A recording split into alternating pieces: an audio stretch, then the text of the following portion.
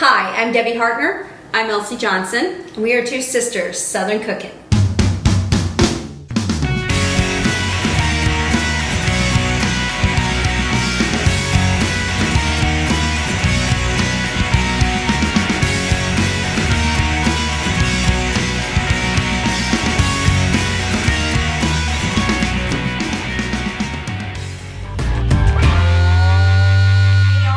The very first step of our shepherd's pie, which is frozen peas and carrots. Put them in your pot and just cover them with water to the top of them.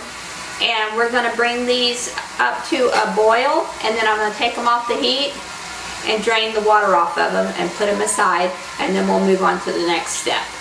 Very simple. We'll be back in a second as soon as it comes to a boil and we take them up. Hey y'all, this is boiling.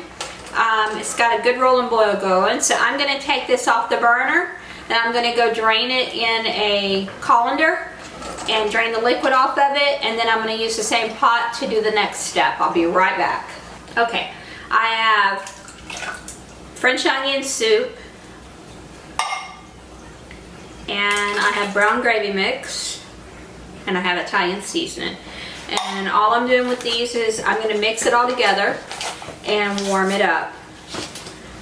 And then we will move on to browning our hamburger meat, and then we'll assemble it all to put it in the oven.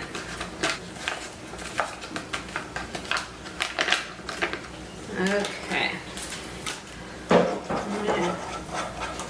And this just needs warmed up, so as soon as it comes to a boil, then I'll take this off the burner. Alright, I'm going to mix in my Italian seasoning, dressing mix.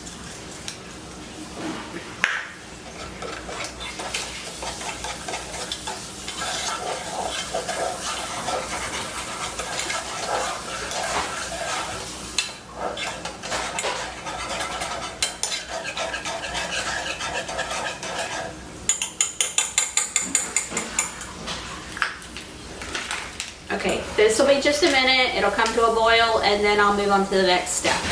Hey y'all, so we're on to the next step, which is the mashed potato layer. It is mashed potatoes, sour cream, and cheese. That's a good combo to me. I love cheese. Sounds good. I love sour cream. I can tell you that liquid ingredient of the brown gravy, the French onion soup, and the Italian seasoning. It's really good. Really good. Amazing. Yes, it is. That's a good combo. I would have never thought to put Italian seasoning in your gravy like that. All right. This is 2 packets of frozen Bob Evans mashed potatoes that we warmed up. This is usually like leftover mashed potatoes is what you would put in a shepherd's pie anyway. So making mashed potatoes fresh is probably not the best idea, so frozen mashed potatoes is a perfect combination for this. Yep. Okay. Here's our sour cream.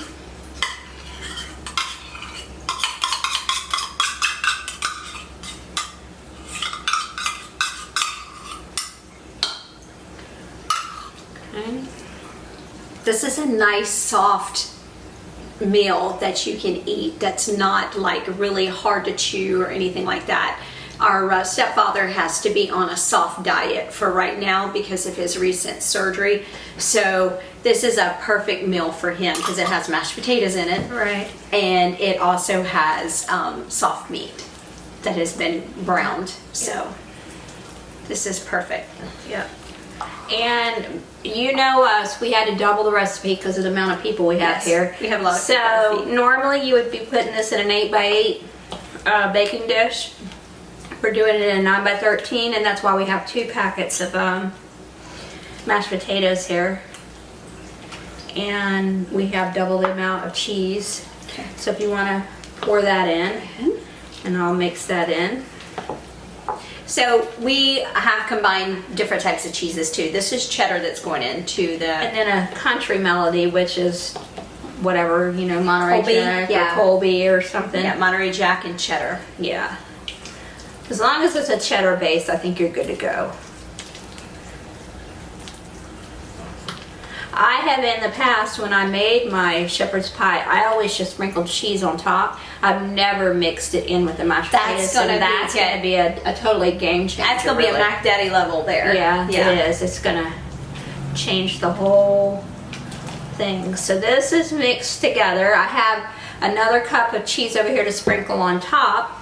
So let me get my big bowl here, because this is where we're going to combine. This is not going to get combined with anything right now. We're going to take our browned hamburger meat, which y'all know how to do that, and we did that off camera, and our gravy mix and our peas and carrots, and mix it all together. And then we'll start to layer it in our 9x13 pan. Okay. Do you want me to get another? Yeah. Spatula. Alright. Let me get these out of the way. Alright. Alright, here's our gravy that we made.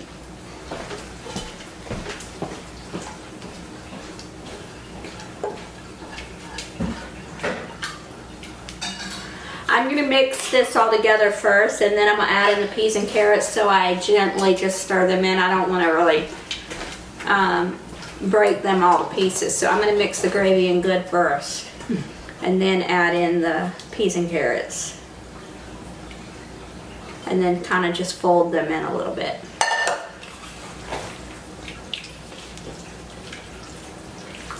It smells so good. It does. It smells really good. Heavenly.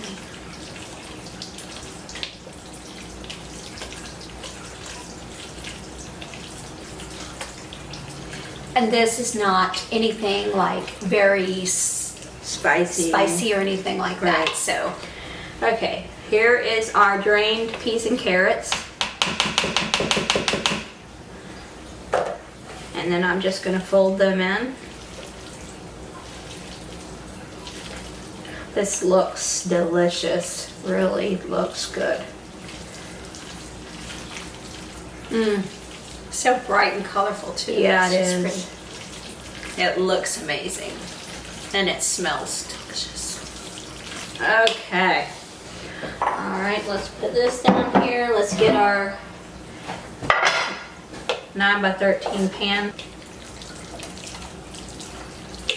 So I'm going to spread this all across this pan.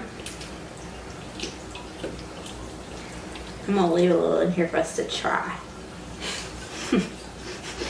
Just a little bit in the pot so we can sample it and try it. That's the perks of doing the cooking. That's right. You get to sample. That's right. It's called the chef's perks. Yep. This looks so good. I cannot wait. We had a request for this, for a southern version, not the lamb standard version, but Right. a southern version, which is ground beef. Yeah.